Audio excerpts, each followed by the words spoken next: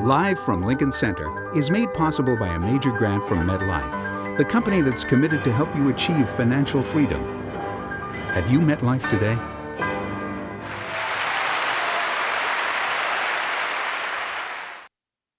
And with additional support from Thomas H. Lee and Ann Tenenbaum.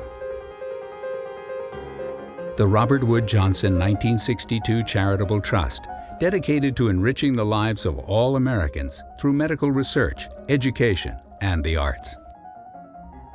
The Robert and Renee Belfer Family Foundation. The Fan Fox and Leslie R. Samuels Foundation. The Irene Diamond Fund. The Julian J. Studley Foundation. And the National Endowment for the Arts.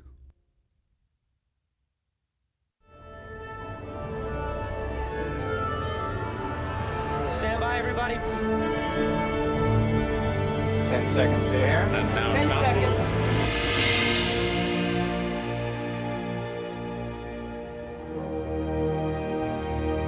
Live from Lincoln Center, welcome to another in our series of live performances from the stages of Lincoln Center for the Performing Arts in New York City. I'm Fred Child. As you listen to our featured piece tonight, you might find yourself saying, I can't believe it's Schoenberg. Almost 100 years after Arnold Schoenberg devised the 12-tone technique of musical composition, we'll be hearing a gorgeous work he wrote before he set the world of music on its ear, his lush and romantic Verklärte Nacht, Transfigured Night. We'll hear it performed by the Chamber Music Society of Lincoln Center in our first hour. After the performance of Transfigured Night, the Chamber Music Society plays another delectable romantic work for strings, the Sextet No. 2 by Brahms. We're very pleased to have composer and conductor Rob Capello with us as our guide and commentator for Transfigured Night. Before the performance, he'll show us why this hauntingly beautiful piece is among the last great romantic compositions and something we might not expect from Arnold Schoenberg. Rob Capello and the Chamber Music Society of Lincoln Center will be coming to you live tonight from Lincoln Center's Kaplan Penthouse, looking out across the Hudson River and Midtown Manhattan. And it looks like we're just about ready to start.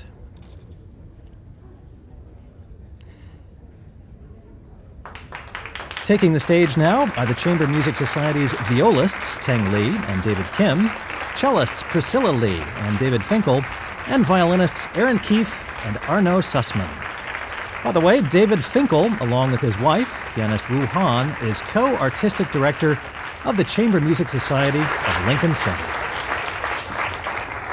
And here now is our commentator, Rob Capello. To most people, the name Arnold Schoenberg is almost synonymous with the 12-tone system of composition and some of the most challengingly difficult atonal music of the 20th century. Music like this excerpt from his Fourth String Quartet.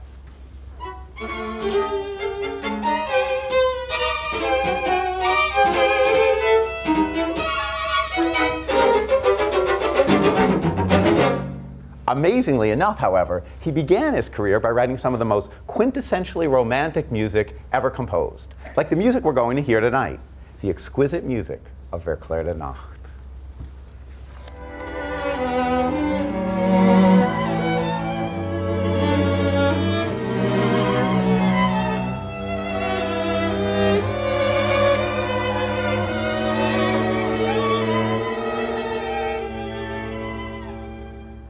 The 25-year-old Schoenberg wrote Verklärte Nacht in a 3-week burst of inspiration in September of 1899. And the original sextet version, the version we're performing tonight, is described on the title page as, quote, after a poem by Richard Damel. What that means, the unique way in which the music of this piece is related to Damel's poem, is what tonight's program is all about. The poem, Verklärte Nacht, Transfigured Night, is in 5 stanzas and tells the story of a woman walking in the woods with her lover, who confesses that she's pregnant with the child of another man. The lover comforts her, forgives her, and ultimately accepts the child as his own. So, how does Schoenberg turn all this into music? Schoenberg in no way sets Daiml's entire poem to music line by line, though the 5 verses clearly structure the piece as a whole, but instead sets his subjective reactions to the poem. When an image in the poem strikes him, he sets it to music and develops it, while completely ignoring other lines and passages. He doesn't so much set the action of the poem to music as the nature setting in which it takes place and the emotions that the scene creates. Schoenberg's music tends to respond directly to the images that open each stanza, and the very first evocative notes of the piece come right out of the text. The poem begins, "Two people are walking through the bare cold woods," and the repeated Ds in cello and viola are the two people walking. Here's how the piece begins. Two people walking. Step. Step. The melody is the bare cold woods, bare octaves, no harmony, no warmth. The scale repeats. Now doubled slightly higher by the viola, gradually adding warmth, opening up the space of the piece. Like nearly every idea in the piece, it repeats. Then the space opens further with the same notes an octave higher in the violins. The idea fluidly alters its shape, but always over the repeated Ds of two people walking. After all the scales going down, a tiny leap up is a major event, causing the cello to change notes from D for the first time. It repeats the tiny leap, that wonderful blur in the cello. Then to depict a couple gazing at the moon, the first violin floats into the stratosphere. That trill is the flickering moonlight. It flickers again. Bare cold woods changes shape and becomes brighter, more major, as the moonlight brings more light to the idea. Nature transfigures the musical motive. Great composers don't set words to music. They set the emotions behind the words. And that's exactly how Schoenberg approaches Daiml's poem. As the woman's anguish begins to enter the scene, the harmonic world changes from the world of nature and moonlight to the interior landscape of her mind. In the poem, the woman simply starts speaking in verse 2, preceded by the words, quote, "A woman's voice speaks." But for Schoenberg, she can't simply start speaking. He has to compose her state of mind before she can actually speak. Listen to how her growing agitation and anguish transform the music of Bare Cold Woods. The motive shortened to just 3 notes. It gets louder. Harmony gets more agitated. Anguish. The motive lower in viola and cello, even more anguished. The cello's fast notes to viola increases the anguish even more. Even that pause isn't just a musical pause, it's her internal pause, a kind of gathering before speaking. Should I speak? Should I confess? And then 2 bars of her sadness over it all. Remember these poignant bars for later. The viola. Then lower. And then a single chord. That chord brings her into action, and everything combines musically to convey her agitation at what she has to say. The cello transforms Bare Cold Woods, places it squarely on the beat to show her resolve,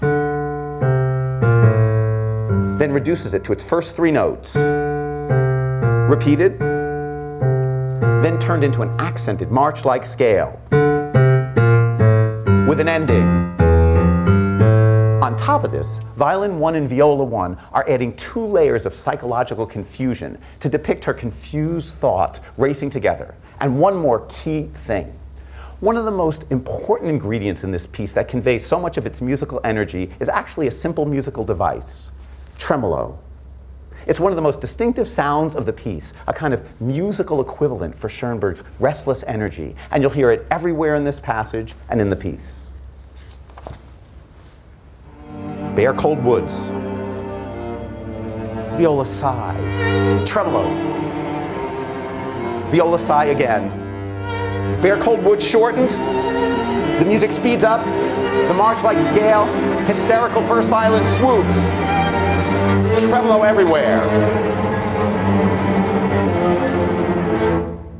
In the poem, stanzas 1, 3, and 5 are nature descriptions, with stanza 2 and 4 each spoken by one of the poem's two protagonists. In stanza 2, the woman confesses her story to the man in a dramatic outburst. Schoenberg's description, quote, "She had married a man whom she did not love.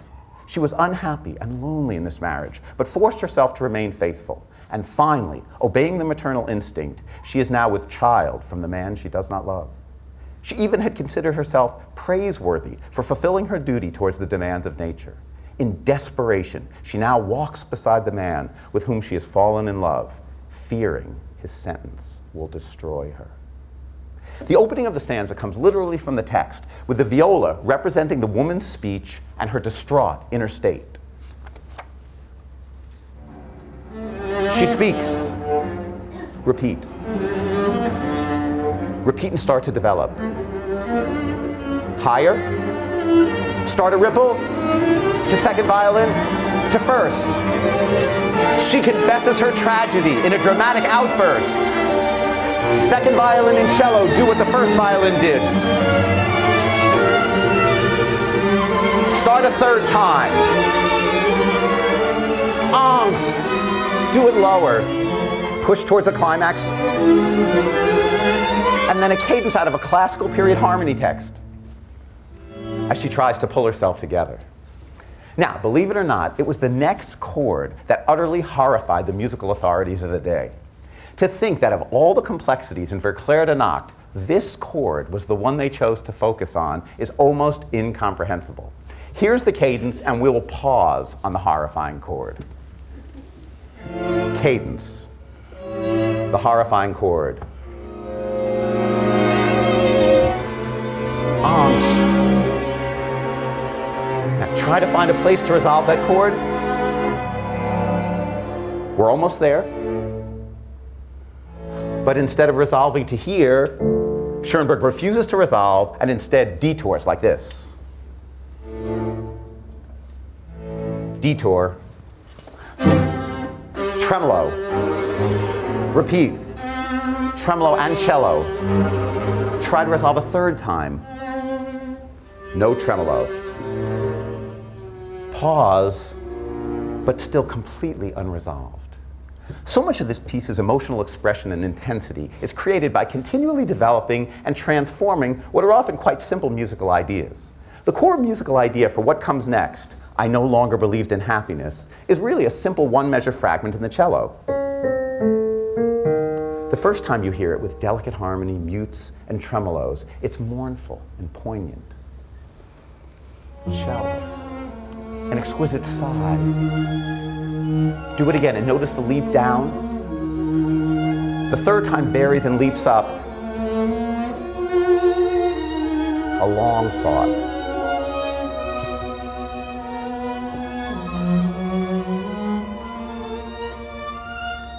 Each new version shows a different emotional side to this simple idea. This time it's louder, more tortured, hyper-expressionistic. Melody, imitated cello, repeat. Third time, leap up. Complex texture, tremolos. Then it recedes. Poignant cello and viola. But listen to this amazing climactic version. As "I no longer believe in happiness" gets reduced to its first four notes, and then just its first two. I know, I know, I know, I know. Like this. 4. I know, I know, I know, I know. And yet I had a great yearning. That's what makes Schoenberg great.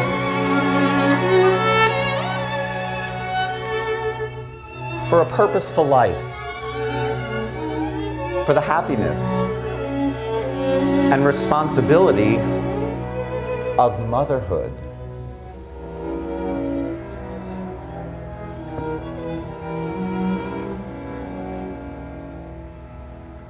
Stanza 3 of the poem takes us back to description. Quote, "She walks with awkward step." But the lovers' exchange has literally changed the world around them. And in a brilliant stroke, Schoenberg brings back the opening Bare Cold Woods and two people walking music, but completely altered by the tension between the two lovers. Here's how that music sounded originally at the opening.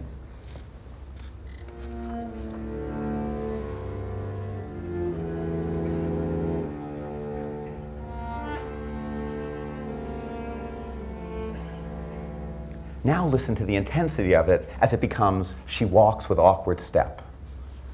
Each awkward step filled with tension. Step as it repeats. Step. Start a third time. And vary. Similarly, her sad music from the opening originally sounded like this. And lower.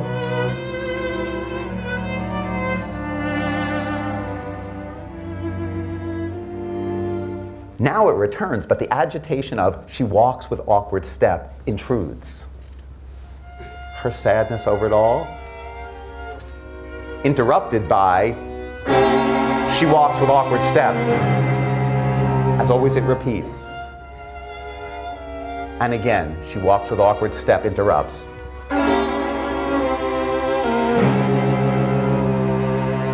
Then the opening stanza's more light-filled version of Bare Cold Woods starts to come back. Violin 2. Pass to viola. A third time.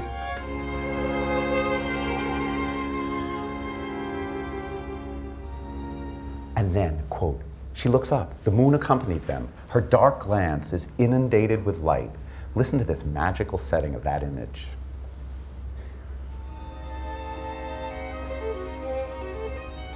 Repeat.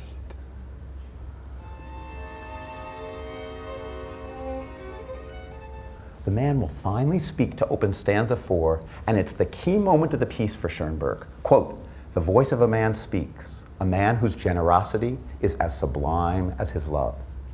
He'll forgive her and accept the child as his own, but the moment has to be set up psychologically. The moon will descend, this music will send from the moon's register to the man's register. The moon's register. The man's register.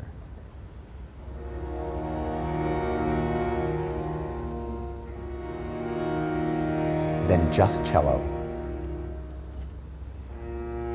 And then in an amazing passage, he'll speak his forgiveness in the most tonal, almost Bach-like music of the piece, as if in church, in the cello. But first, he somehow discovers the most remote key imaginable, the key of forgiveness. The key. I forgive you in the cello.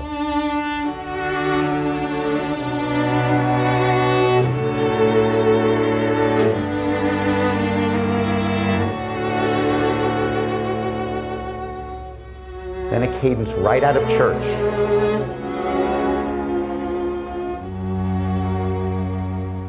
Now watch the unique way Schoenberg transfigures his earlier material.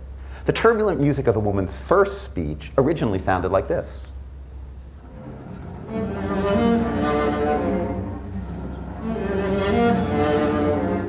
Now, this music is transfigured by the man's forgiveness and becomes this exquisite version in dialogue between cello and violin. Him, her, him higher, her higher. Third time varies. Listen to this melting cadence. And then everything becomes magical. Nature is literally transfigured by the man's forgiveness. Quote, "Oh, see how brightly the universe gleams. There is a radiance on everything."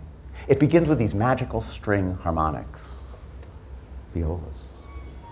The first violins float into the ether. Harmonics to the cello, violas float. A glittering accompaniment, harmonic, pluck, harmonic, and pluck. We gently push forward. and recede, then floating in some magical place. The child you bear must not be a burden to your soul.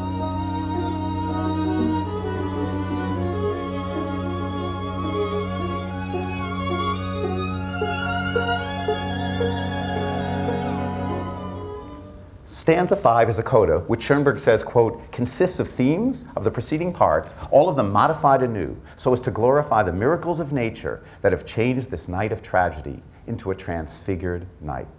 Here's how nature transforms tragedy. There is a radiance, originally sounded like this.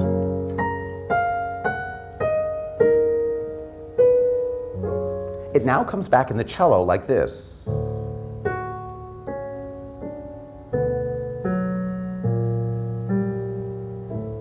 And it combines with our bare cold woods idea, transformed like this.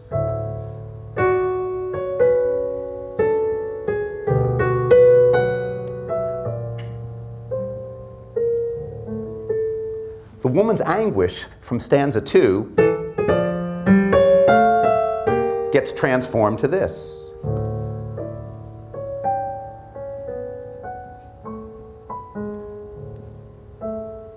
With bare cold woods everywhere.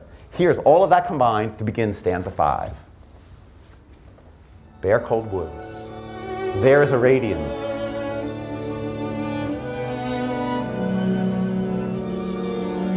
The woman's anguish transformed. Bare cold woods. To end the piece, an earlier climax returns.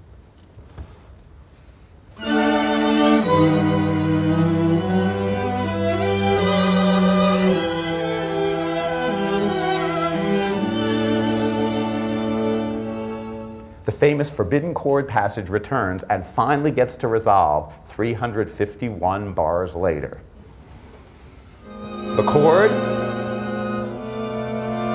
angst, watch how long it takes to resolve. Step 1.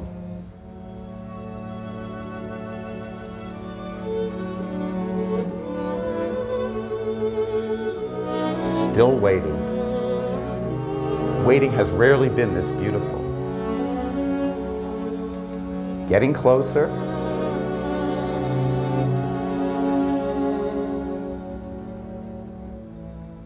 And finally we resolve to our opening D that began the piece, now major, not minor, as Bare Cold Woods returns.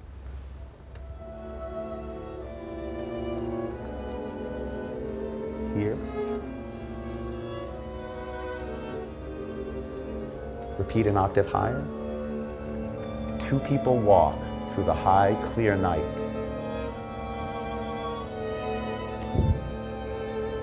Repeat a third time.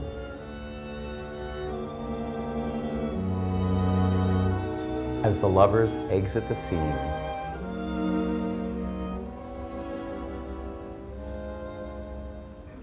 Finally, the moonlight itself is transfigured in this beautiful passage.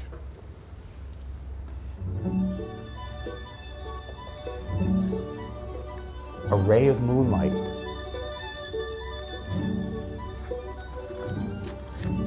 A melody high up in the moonlight.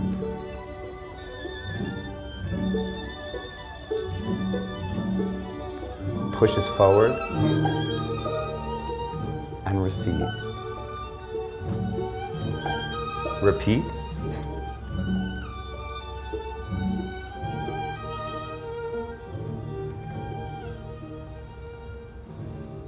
And with this amazing chord in harmonics, transfiguration.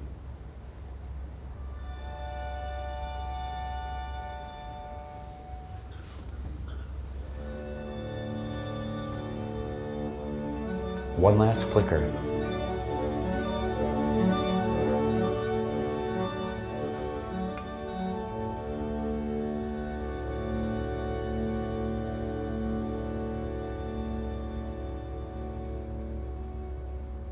Isn't that an exquisite ending? A quick final thought before we hear the entire piece. For people who know only Schoenberg's later atonal and 12-tone music, the sheer romantic beauty of Verklärte Nacht can seem almost shocking. And it raises the perhaps unanswerable but unavoidable question, what made him give it all up? What must it have taken to be able to write music like this at the age of 25 and then to decide within a few years to abandon its pleasures completely?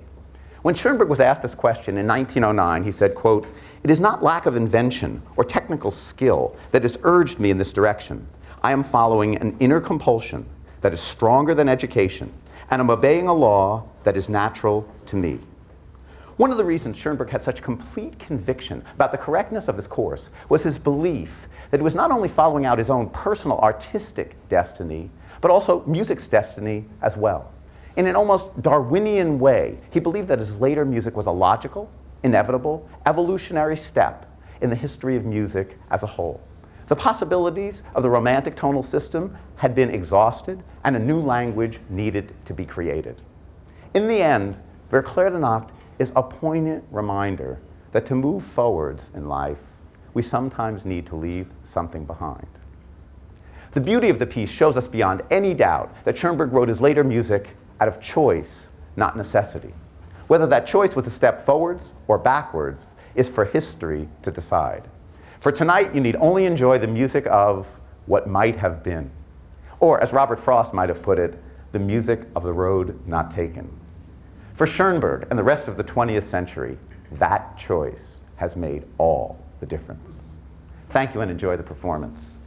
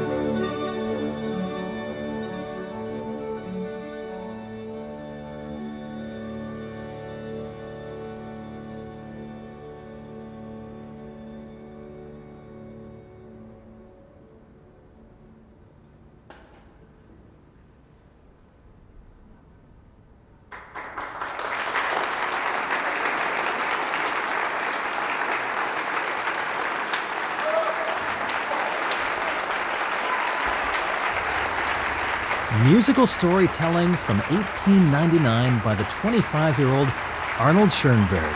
A piece called Verklärte Nacht, Transfigured Night.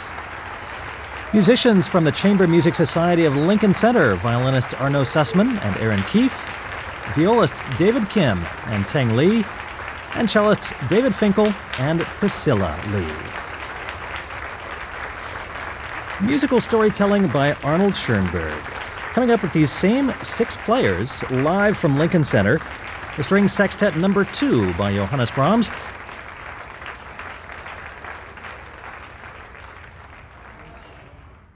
We're live from Lincoln Center. 6 members of the Chamber Music Society of Lincoln Center playing music by Brahms.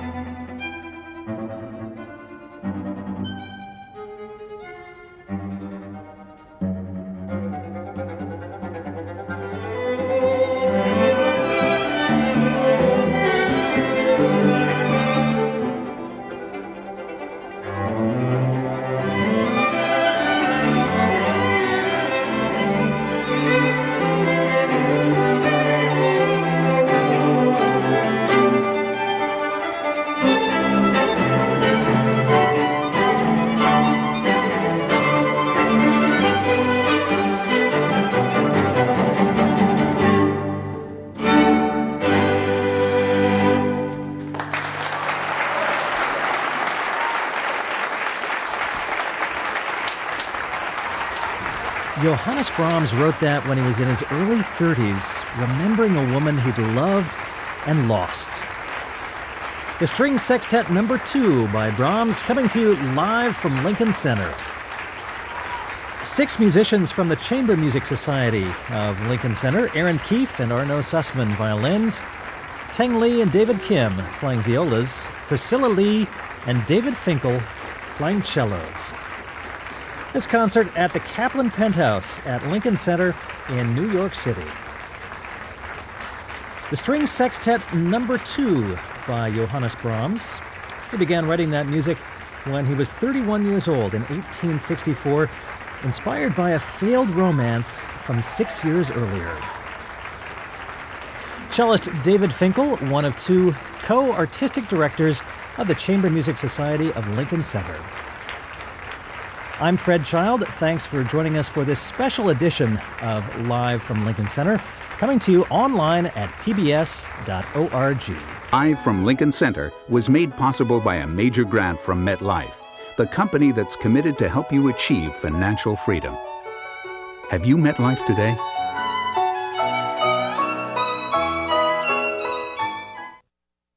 And with additional support from Thomas H. Lee and Ann Tenenbaum.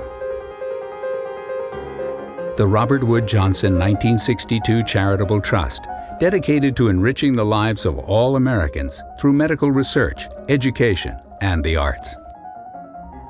The Robert and Renee Belfer Family Foundation. The Fan Fox and Leslie R. Samuels Foundation. The Irene Diamond Fund. The Julian J. Studley Foundation. And the National Endowment for the Arts.